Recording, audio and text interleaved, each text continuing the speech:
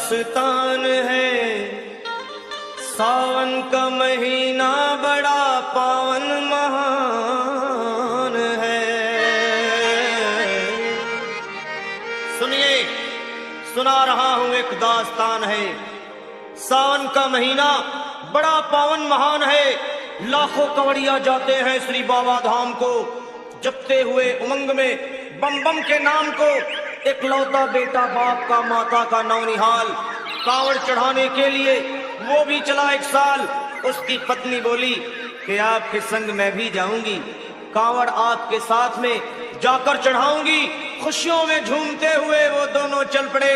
भोले को जल चढ़ाने के लिए घर से निकल पड़े। सुल्तानगंज में पहुंचकर जहां से जल भरा जाता है, गंगा के किनारे खुश होके देखने लगे मेले के नजारे। पति बोला आ रहा हूं मैं स्नान कर अभी, फिर पीछे तू नहाना, आ जाऊं मैं जब ही। और कूद पड़ा गंगा जी में डुबकी लगाया। फिर लौट करके वो वहां वापस नहीं आया। पत्नी को गया छोड़ अकेली संसार में। वो बह गया श्री गंगा जी की बीच धार में। चारों तरफ में जैसे एक चित्कार मच गया, गंगा के किनारे में हाहाकार मच गया। पत्नी पछाड़ खाती थी, रोती थी जार जार के भोले तूने लूट लिया मेरा सोने का संसार।